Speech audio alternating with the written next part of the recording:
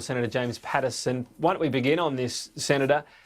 What do you make of this? What does it say about China as well after these democracy movements? Any hope that there might be some liberalism? It's going to go the other way, it seems.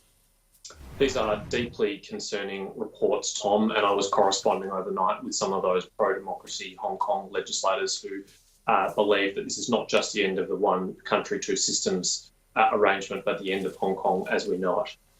It shows that, yet again, Beijing and the Chinese Communist Party cannot be taken at their word and will not uphold commitments that they voluntarily themselves entered into. Let's remember, we're only just a bit more than 20 years into the handover period agreed in 1997, and many of those things which China promised it would do to respect for the people of Hong Kong, it has walked away from.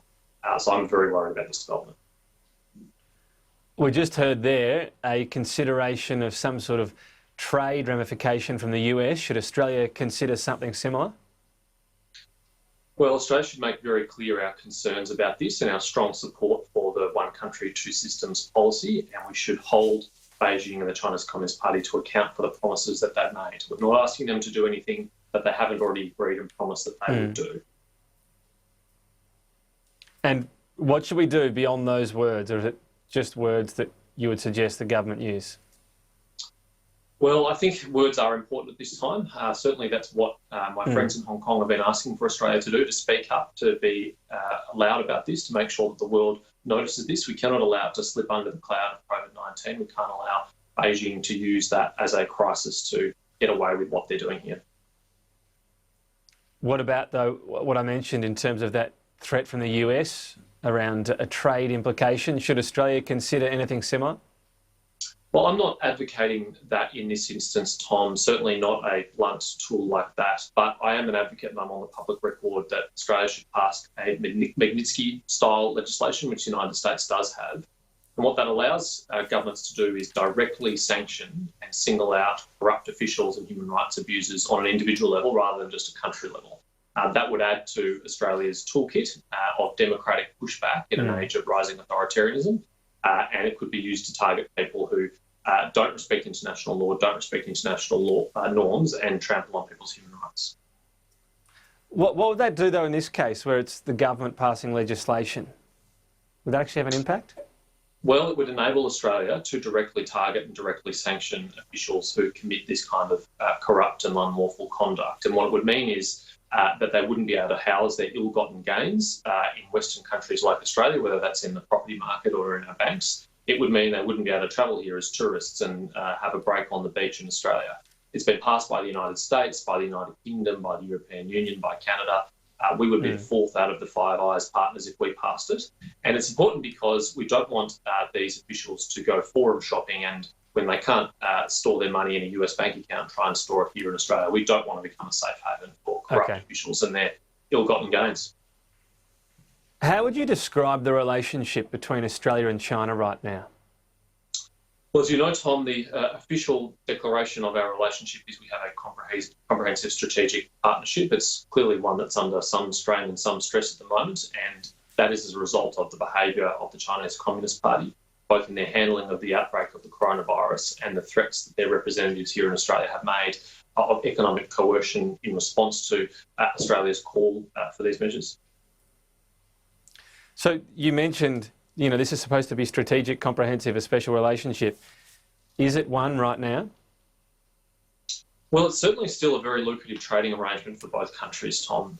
China is our major source of, major destination of our exports, and we also import a significant amount from them. And that's a relationship that I'm supportive of and happy to see continue to flourish. But I think on the political level, we need to, as I've been advocating for a number of years now, reassert Australia's national interest and our values and our sovereignty in that relationship. And I think there's been a number of important milestones in that. And full credit to the former Prime Minister Malcolm Turnbull for his legislation of the Foreign Interference Transparency Scheme, which is one of the things that bolsters Australia's defence against foreign interference in our domestic politics. Is it time for a deliberate strategy for less reliance on China? The government talks about opening up new markets and it's up to farmers, miners, whatever it might be. But do we need something that's more guided, more strategic around reducing economic reliance? I think two things are likely to happen in parallel on the other side of this crisis, Tom. A lot of businesses, without any encouragement from the government, are going to want to diversify their exposure to countries like China. They're not going to want to have all their eggs in one basket again. And that will be both on the supply chain side, because during this crisis there's been some threats to that, and it will also be on the sales side. They will look for more markets, and they should do that. I would encourage them to do that. The government's got an obligation to assist in that process by, yes, opening up markets. In this term of government, we've gone from about 25% of our major trading partners being covered by free trade agreements to about 3/4. And I want to see that get as close to 100% as possible. And the European Union free trade agreement and the UK free trade agreement will help that. But obviously there's a lot of other countries that we trade with that we could boost our ties with, India among them. Okay, just finally wanted to ask you about this technology roadmap for emissions. No mention of new coal in it. It seems it's just not going to stack up on a cost basis. Fair enough? My view, Tom, has always been that every investment must stack up on its own merits in the energy industry, as it should in any other industry. It should be able to stand on its own 2 feet without any subsidies or assistance from government. And if these investments are economic, then they should proceed, and they will proceed.